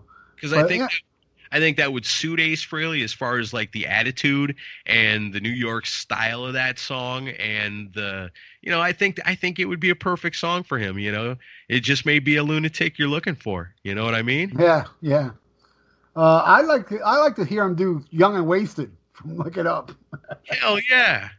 That'd be and not for the. If you're gonna ask me, man, I have to do my homework. But right now, off the top of my head, Not for the Innocent, Danger. I'm just gonna pick the Kiss songs. If Chris was here, he'd volunteer Reason to Live. Ugh. Well, Crazy Nights and Chris. Yeah, well, they go together like peanut butter and shit. Just kidding, Chris. Yeah. It's okay. Crazy Nights. Yeah, I know. We all can't be perfect. And, I mean, I'm wrong. Crazy Nights rules. I don't know what I'm talking about. Chris is on to something. All right, now we go to the last one. Spaceman. What'd you think of this one? I like it. I think there's some cool stuff on here for sure. I don't think it's quite as strong as Space Invader was. But yeah, there's some really cool stuff on here. I like one thing I really like about this is the song Rockin' with the Boys. Okay. Like, Rockin' with the Boys is what Beth would have been if Ace Frehley would have wrote it. Right, because it is the same kind of subject matter. Yeah, it's the same subject, but totally different styles of songs. But yeah, this is like the cooler version of Beth. Right. I kind of dig that. That song gives me feelings of, this could have been a song that Ace could have sung on Dynasty or even Love Gun, would have been great on there. Yeah. Believe it or not, I do like Rockin' with the Boys, but I didn't get it at first. I was like, But I love Bronx Boy. The first time I heard that, I was like, ooh, that's really good. Yeah, I like that a lot too. And he did some songs with Gene on here also. Yeah, Your Wish Is My Command and With You, I'm Nothing. Those songs are all right. Huh? Those songs are pretty all right. Yeah, I like them. A side note, when I did that Gene Simmons Vault thing, and I almost didn't, but I mean, it's a 5-minute drive from my house, and like the week before it was going to happen, they announced Ace was going to be there. Yeah. So I said, fuck it, I'm buying it. I'm going, So when it was my turn to go inside the room to, talk to Gene and with the Vault, he presents me with the Vault. Ace was in the other room and they were listening to, I don't know which song it was. Either it was With You, I'm Nothing, or Your Wish Is My Command. And Gene said, hear that? That's the song I wrote with Ace for his next album. But I couldn't make it out which song it was. I was just so, because I had a paper there with questions. I was ready to give him that damn questions. And the interview didn't go that well. Gene doesn't like talking about Kiss. No. This is my impression of his answers. I don't remember. It sucked, Wow. He was really nice, though. He was nice, and he answered some of the questions, but most of them was, I said, there's a rumor he spit blood on the first Lick It Up show without makeup. Yeah. He didn't remember. Is there any Pro Shot Asylum show? I don't remember. Oh. Yeah, and then the two weirdest ones was, which by the way, there is a VR Vault with the interview. Was I asked him what song on the solo album was Lassie on? Because he's credited. Right. Yeah. And he said he didn't make it, and I didn't understand quite his answer. I go, he didn't make it. I mean, he's credited, right? He didn't make it. I said, okay, next question. You trying to tell me Lassie's dead? Huh? You should have said, what? Lassie's dead? Oh, he died before. I'm sorry, son. Lassie didn't make it. Maybe that's what he meant. But he still credited the goddamn dog, Right, yeah. And I also asked him, you have any Bon Scott stories since you toured with AC/DC? He goes, if I was to answer the question, people will kill you. And I just stood there going, what the fuck does he mean by that? I was like, why? Was it anything bad? No, nothing bad. I just, people will kill you if I answer that. Weird, right? Every other question he was cool about. Just, hey, I'm here to sign a vault for you. Yeah. I'm here to be interviewed. Right. No, but he actually answered all the other questions. I mean, but those were kind of like, God damn, I'm not getting no answers out of this guy, Yeah. But he did answer some of them, like Thrills in the Night video he talked about and a couple other things, Where were you when John Lennon died? I was in bed with Cher. Wow. But all right, so you have a Crazy Nights have been if Ace would have played on it. You have a favorite off this album? Oh man, yes, my favorite off this album is Mission to Mars. Right on. My least favorite is probably, I guess, Quantum Flux. Okay. Yeah, my favorite is definitely, without a doubt, Mission to Mars. Yeah, it's badass. That song rules. And I love that cover he did of I Want to Go Back. Yeah, you know what? I like that one too. I think that was a really good cover because he made it his own. And that's kind of what you got to do with a cover. I hate when a band does a cover and it sounds exactly like the original. I want to hear a band putting their own flavor. Like, what would this song have sounded like had you written it?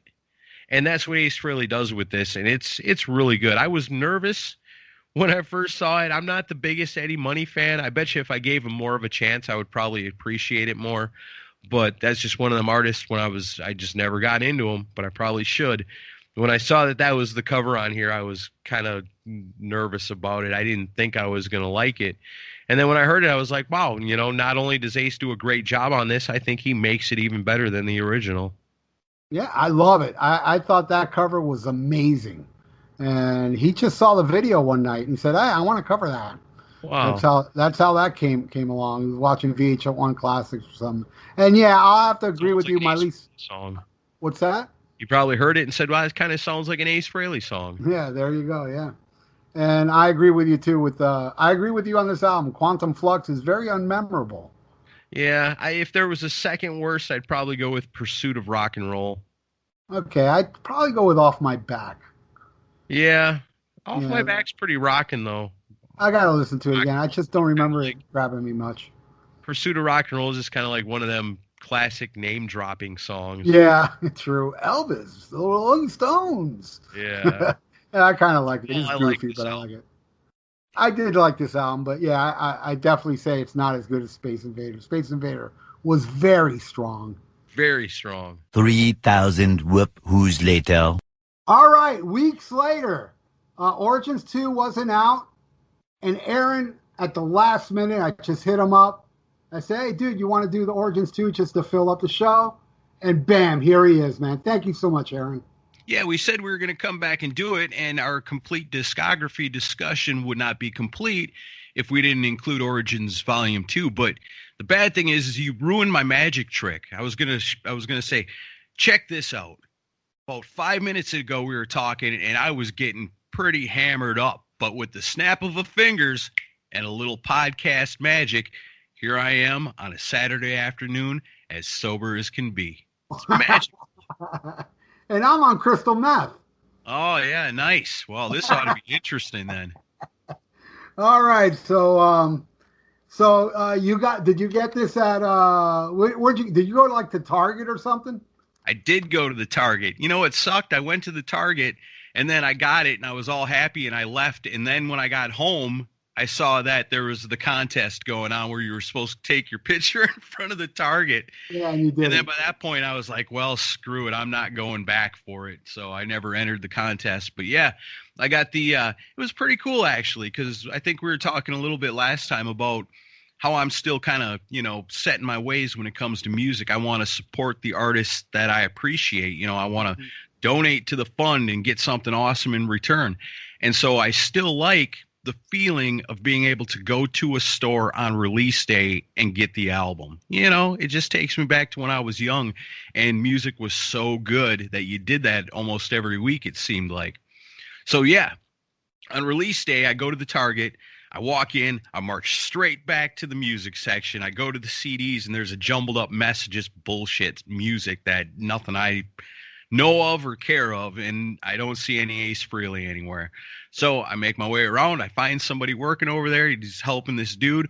When he's done with the dude, I said, hey, man, I'm looking for the new Ace Frehley Origins Volume 2 CD. And I had my phone out. I said, this is what it looks like. I showed him a picture, and the guy goes, yeah, let me go look in the back.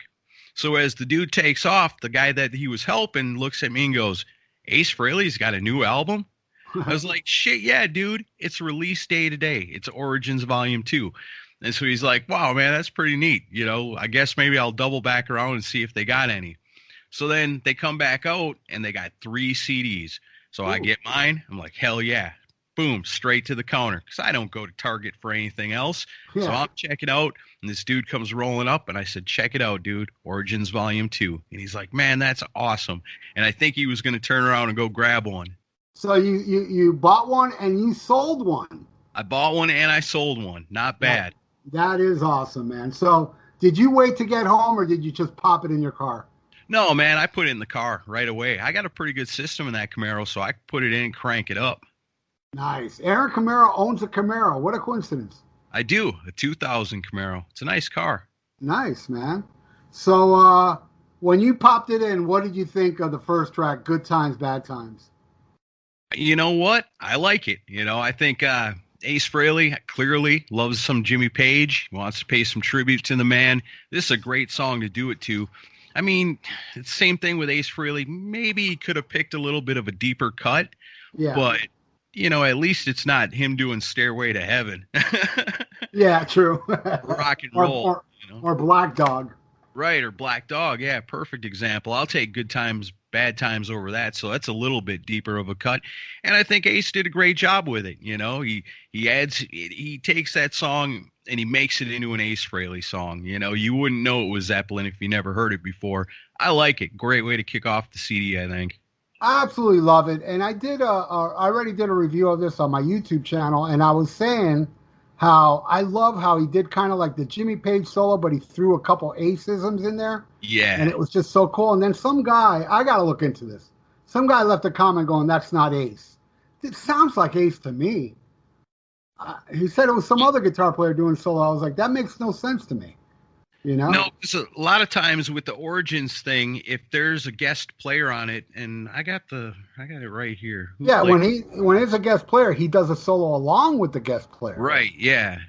So this one's got, this one's got Jeremy Asbrock from the Ace Frehley band, and it's got Ace on it singing and playing. So, yeah, it's probably the two of them trading off. Oh, okay. Yeah, because I was noticing, man, it sounds like the Page, maybe that guy did the Page thing and then Ace came in and did his thing, because it sounds like Ace to me when that Ace-ism kind of solo. Of when John 5 appeared on Origins Volume 1 and they did Parasite. And the first solo in the song is John 5 doing it exactly the Ace Frehley way, right to it. And then after that, Ace Frehley comes in and adds a little something extra in a solo to it. So maybe that's kind of the same thing. Very nice. So a thumbs up for Good Times, Bad Times, huh? Thumbs up. Yeah, same here, man. I was really impressed. I like the sound of this album, too. It sounds a little better than Origins 1, I think. I think so, too. Chris Czynszak brought that up on Decibel Geek. Okay. The next track is awesome. I love the next track. It's called Never in My Life, which is a Mountain song. Yep. I don't know much about Mountain. All I know is Mississippi Queen, and hearing this makes me want to look into some Mountain stuff. Yeah. What a great riff in this song. Yeah, Mississippi Queen, that's really the song that Mountain's known for, but they've got a lot of other really good stuff, too. Theme from Imaginary Western is something Chris turned me on to that is pretty cool. So, yeah, Mountain's a band I want to get into more also, but I'd never heard this song before. So, for me, hearing the Ace Frehley version is my first introduction to Mountain, kind of. Great riff, man, and great second track. So far, I'm loving this album. Yeah, thumbs up from me. Same here. The next track is something that's been out for a while. His version of Space Truckin', where, this is one where it's like, dude, you could have done, Pictures of Home or something else, because this is a very popular, predictable cover song. But this one gets a mixed reaction online, I've noticed. Either some love it, some hate it. I love it. I mean, I'll say I like the Deep Purple version more, but I do like this song. I like the expanded version. The video version takes away that keyboard solo. I like the keyboard solo with it. I think it's really good. I mean, it's wacky, and he says Curly and Jendel, but I still dig it. What do you think? I like it, too. I think if you're a hardcore Deep Purple fan, you kind of got to hate this because it's so damn good. The video is freaking awesome. I like the way they're doing the videos now. They did it with the last one too, where they got the cartoons and the adventures of the band and all that. Really cool. I like the video a lot. And the song, man, I love the original. I'm a huge Deep Purple fan, but I'm a bigger Ace Frehley fan. So yeah, I'll take this version. I love it. Cool, man. The next track, I gotta say, is probably my favorite on here. His version of I'm Down from the Beatles. What really struck me about the song was how strong Ace sounds vocally. he sounds really, really strong on this, and I just think it's a smoking track, man. Did you like it? Yeah, it's pretty outstanding. I remember, I think on the Permanent Vacation album, I think Aerosmith did a cover of I'm Down, and I always really liked that because they took that song and rocked it out. And it makes me think of like the Beatles, and people that are into hard rock and metal go, the Beatles, because they were so long ago. But you can take a lot of those songs and you can turn them into hard rock and tunes. And this is a perfect example of it. I'm Down is definitely considered to me to be one of the heavier side of the Beatles songs. And Ace Frehley takes it. It's kind of like 2000 Man. You take a weird old song and turn it into something amazing. And I think Ace did an amazing job on this one too. Well, I agree. And speaking of 2000 Man, the next one's another Rolling Stones cover, which I was a little worried about, to be honest with you, because I love Lita Ford, but I did not like, what was it, Wild Thing? Yeah, they did Wild Thing on the last one. This one is way better than that. So much better, because I was worried. I was like, oh man, I hope this doesn't suck like that one. But, well, my defense, I never liked Wild Thing. I never was a fan of that song. So, but Jumpin' Jack Flash, I love the Stones. I love the song, and I think Lita did a great job on this. Yeah, I agree. I was a little nervous too, because I think Wild Thing was kind of the low point on Origins Volume 1. And so when he said, Lita's coming back to do another one, I was just like, oh man, what are they going to do? Some song you heard a million times, and, Jumpin' Jack Flash is one of those songs you heard a million times, but this is a really cool version of it. It's really rocked out. I guess Lita plays guitar on it along with Ace, so that's pretty awesome. And so far we're 5 for 5. I'm digging it. 5 for 5. The next one, I gotta let it sink in more. This is probably my least favorite so far. Politician from Cream. I don't know, man. It just didn't resonate with me. Though I do have to hear this album some more. But what did you think of Politician? Well, that's funny, because when we talked about this a little bit on Decibel Geek, Chris Czynszak said this was his least favorite song on the album. And at the time of just getting to listen to it a few times before we reviewed it, Politician off the bat was my favorite song on the album. Wow. But I really liked the original, and I thought this was a cool outside the box cover to do. I wouldn't expect him to do this one. He did White Room on the first one. Yeah. So, this one, Politician, is really kind of a deep cut of a cover, and that's sort of what I asked for out of Ace Frehley, is not to do such obvious covers. So I dug that, but like I said, I like the original version too. So definitely this one's better than that, I think. Right on. I don't know the original version. I know White Room, and I did like his version of White Room. So, I'll give it more of a chance.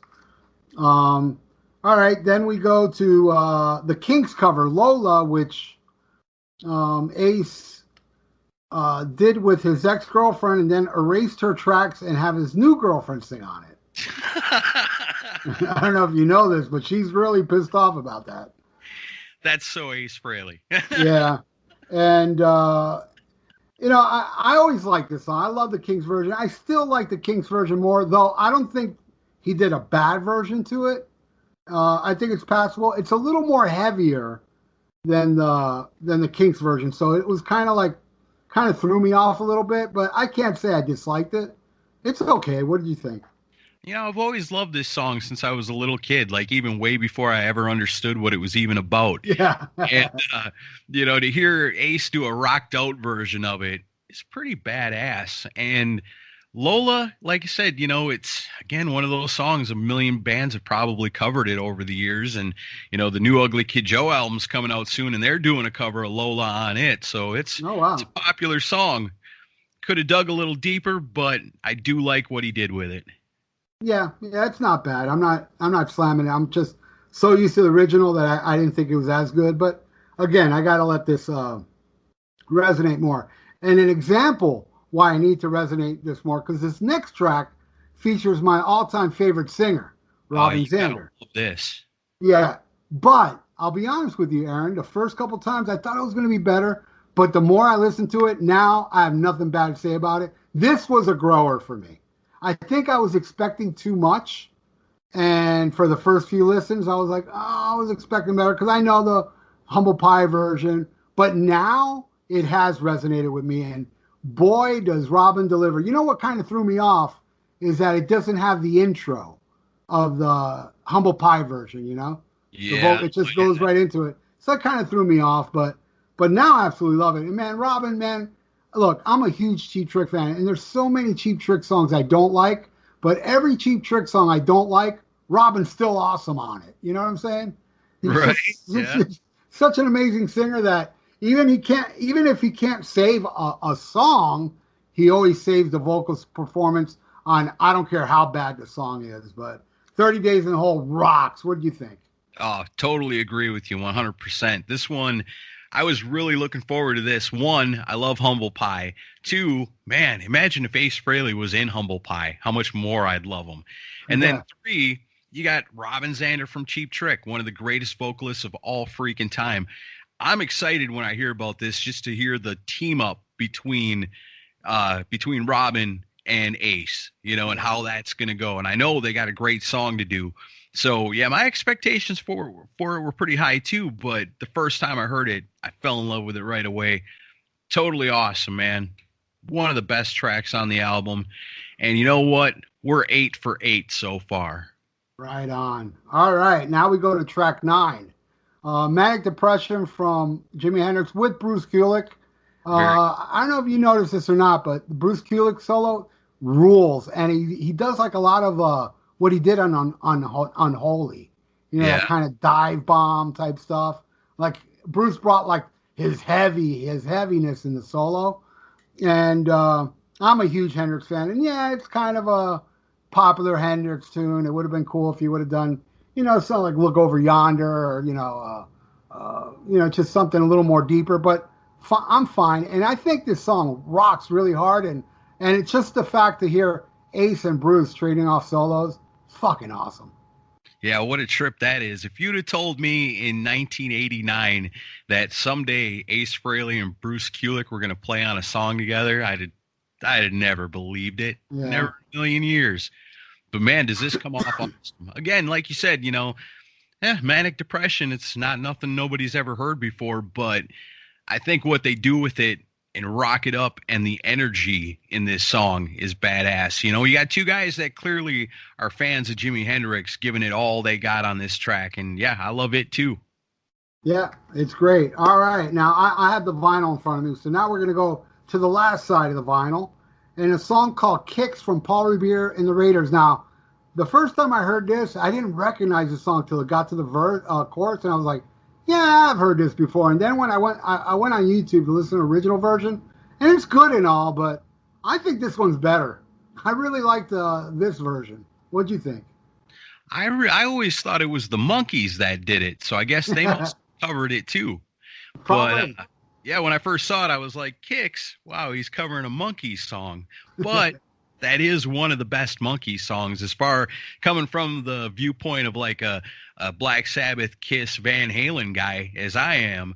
You know, Kicks is about the heaviest you're going to get from the Monkees, or I guess Paul Revere and the Raiders in this case. Right. But yeah, totally rocks it out. It is a good song. You know, it's one, like we said, kind of like I'm Down. You know, it's an old-timey rock song that they didn't have, you know, the Marshalls and the Les Pauls and stuff back then. But when you take a song like that and add these things, and then on top of that, it's Ace freaking Frehley playing it, it just amplifies it that much more. And again, another great song. Nothing to complain about so far on this one. We only got 2 more to go. Yeah, and we didn't mention John 5 played on I know he played on Down. He played on another track on here, didn't he? He also is on The Politician with Ace. John okay. Yeah, I knew he played on 2 tracks.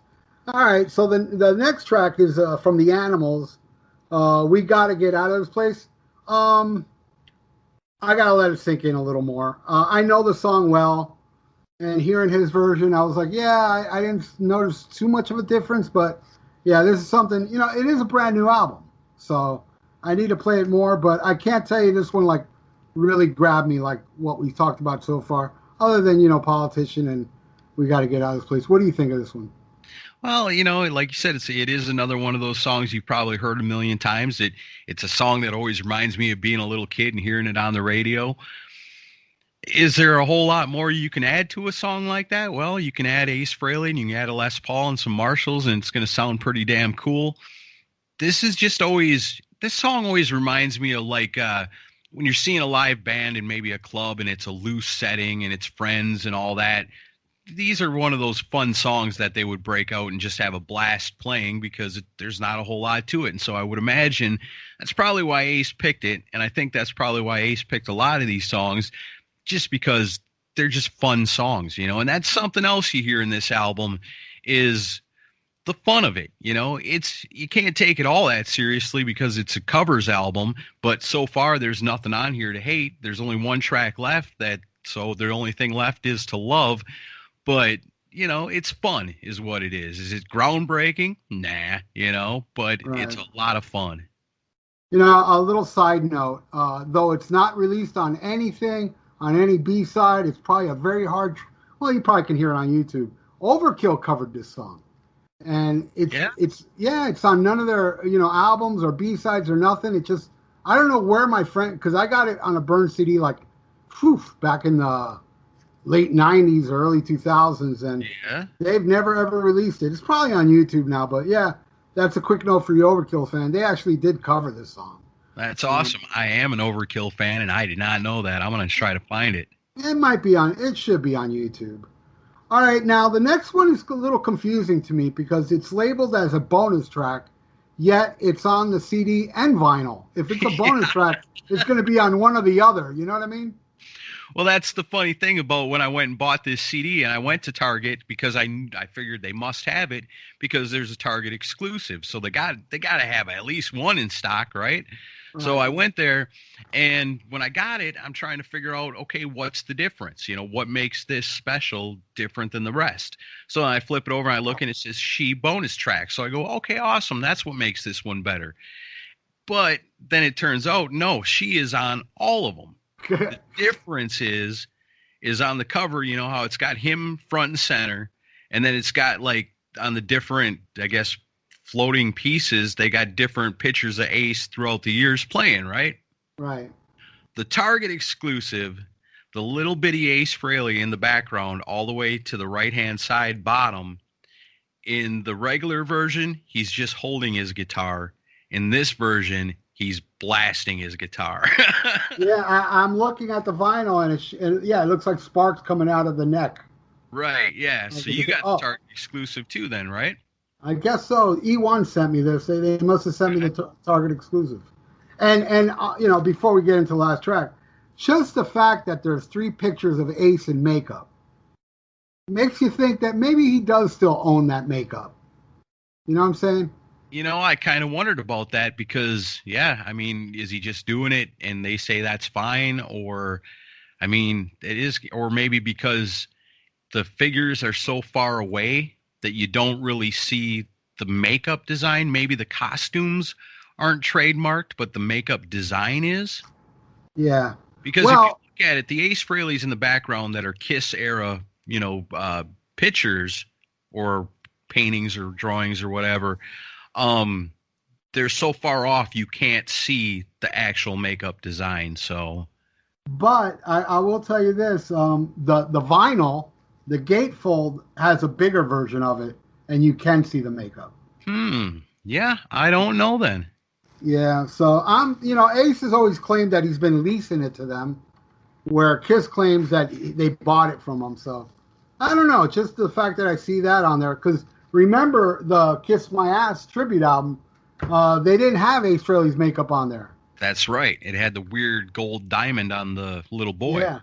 Yeah, where Peter's, they still own Peter's makeup, so they used his on the cover. But yeah, it just makes me wonder. And also, on one of the editions of Spaceman, one of the album covers, there is a helmet with the makeup inside the helmet. I don't know if you ever seen that version. I think it's like the white version of Spaceman. He's holding helmets, and one of the helmets has the design, the eye design. Oh, okay. So who knows? I mean, it just makes me wonder. Yeah, it's interesting for sure. But all right, so the last track, This is awesome. Yeah, so good. Rips. And this is, I believe, the only one that features the hole Ace Frehley Band or Rock and Roll Residency, who had the honor to see not only at Rock and Pod where they kicked ass, but they also played the Kiss pre-show down here. And, man, you talk about a bunch of talented guys, man. Oh, for sure, man. We had just this last week, I guess whenever this is coming out, we had Phil Schultz on the show, and we talked to him about that, you know, how it got to be She and what the deal was with that. And the story he told was that they had been doing it live, and Ace really loved playing that song. And so when they were doing it live with the guys all singing it, and they're just singing all three of them in harmony, he just loved it so much that when it came time for the album, he called them up and said, "Hey, you guys want to do this?" And they were like, "Well, yeah." Nice. And yes, that Kiss pre-show, Ace did play, and they played She that night. Nice. And I love how they kept it like the live version with "Let Me Know" at the end. Yes. Yep. And the ripping that Ace does. What a great way to close this album. Yeah, I like it when Ace goes back and does that. I think my favorite song on Origins Volume 1 was Rock and Roll Hell, because it was kind of like, wow, what was it like? What would it have been like for Ace to play on Creatures of the Night? And I like it when he goes back and revamps the Kiss songs. I liked it when he did Parasite, and I like this one a lot. And, you know, for us, it's extra sweet because through Rock and Pod and through podcasting and through us being, Chris and I being in Nashville, those guys are our buddies, you know. Right. I was just telling him when he was on the show with us how damn proud we are of him, because we knew those guys before they were in the Gene Simmons band, before they were in the Ace Frehley band, before he was a member of Accept, you know, and all these things. So, I mean, it's unbelievable to me. I take that back. It's believable because those guys are perfect for those spots, because like he told us 100 times, it seemed like it is not lost on them, you know, the importance and the respect that needs to be paid to what they're doing with Ace Frehley, Gene Simmons, because they were little kids that were Kiss fans just like us, you know, so they take it seriously, and to see them be rewarded by appearing on the Ace Frehley album is, man, badass. Kudos to Ace Frehley for doing that, man. Very yeah. And boy, I've seen so many Ace Frehley shows, like solo-wise. This is his best band, I think. And all his bands have been good. I'm not bashing all the previous bands, but there's something about this band. They're like really, really in tune. Yeah, Ace Frehley's always got a good band from pre-Frehley's Comet all the way on as a solo artist. But yeah, there is something really, really special about this lineup. Yep. Well, Aaron, this has been great. Thank you so much. This is a last-minute thing, and you came through, dude, and you know I'm going to have you back. Well, just before we get out of here, I want to say, you know, if you've listened to this entire episode, the drunken section and now the sober section, you would probably be thinking, wow, these guys are super Ace Frehley fanboys. What a bunch of nut swingers these guys are. Well, let me tell you something. There's a reason for that, and that's because Ace Frehley is an interplanetary treasure who needs to be cherished every single day. So if Ace Frehley's got new music coming out, you best get out there and buy it and support the man, because look at how much awesomeness he's given us over the years. Truly the greatest of us is Ace Frehley. Exactly. And you know, if you love Ace Frehley, you have to, you know, you want him to keep making albums, so buy it. Yes. You know, the more albums he sells, more E1's going to want more albums from him. Yep. You know? And that goes for any artist you like, you know? Exactly. So Aaron, plug your stuff, man. Plug Decibel Geek. Tell everybody where they can hear you. Oh, geez, man. If you're a friend of Ralph Vieira, you're a friend of mine. You probably already know about Decibel Geek. There are some people that listen to my show that live under a rock. Oh. They probably ain't got internet. Yeah, just look it up, decibelgeek.com. Me and my friend Chris, we do a show, or Decibel Geek podcast. It comes out every single week. You know, check it out. It's rock and roll. It's fun. We laugh. We don't take ourselves too seriously. And it's, you know, we built up a really good community and a good friendship with a lot of rock and roll people. You know, get on board with that. Right on. You know, I have a little I have this little wish. I hope that can come true now with me and you. Okay. Can we both say at the same time the name of the person that you say after Geek of the Week, the last Geek of the Week guy? Oh, yeah, for sure. Count us down. In the count of 3. Ready? Uh-huh. 1, we go end. All right. Okay. All right. 1, 2, 3. And the Mooger Fooger. It's hard to do, man. It's hard to do on the Skype. But whatever, man. My dream came true. Thank you so much, Aaron, and expect more Aaron Camero here. All right, anytime. Yeah, I got to think of some more things. Okay, cool. Yeah, just let me know. I'm down for it. The great Aaron Camero, so cool, man. At the last minute today, I just hit him up saying, "Hey, man, can we talk about Origins?" And bam, he was right there for me. What a great guy. And after we stopped recording, we made plans for another episode. And it's going to be another discography. So there'll be another Aaron Camero episode on the VR Vault sometime in the future because I got so many episodes backlogged. But hey, I got something cool to play you, Ace related, in the vault. Follow me.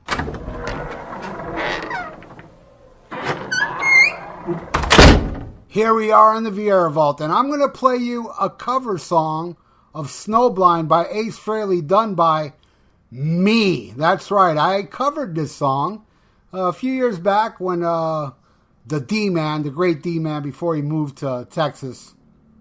He's a great record producer. He produced the last Thrasher Die album. And I came up with an idea to do Calling Dr. Fuck, which I don't know if you guys heard that, but it's up on YouTube. I took Calling Dr. Love and,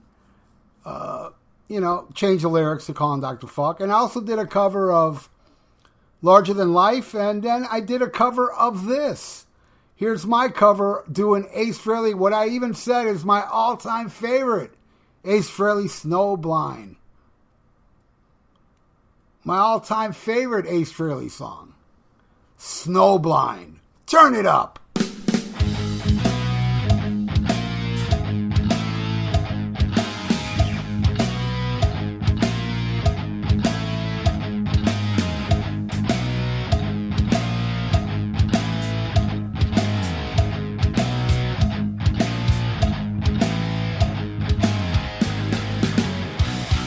It's so hard to feel right, baby. When I'm traveling around and you fall behind.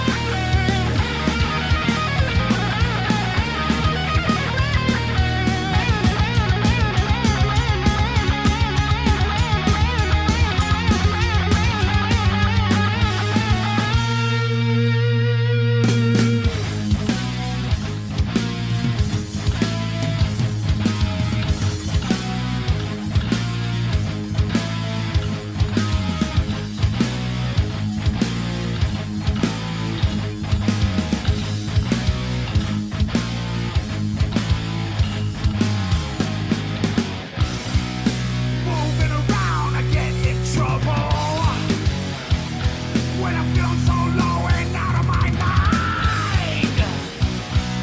Babe, I don't wanna burst your bubble. Girl, you know the reason why. 'Cause I'm so blind, I can't see a thing. I'm so blind, I don't wanna sing.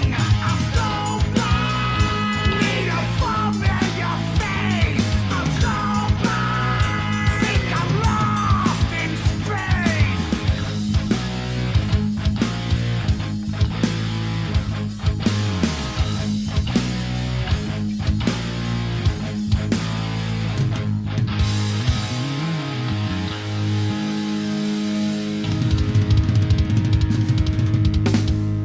Snowblind by me. Hey everybody, that brings the end of another Vieira Vault. I got a lot more episodes to put up. Please leave a review if you can on iTunes and keep sharing my show. All you cool people out there, I appreciate it. I really appreciate everybody that's listening right now, man. You're still at the end of the show and you're still listening.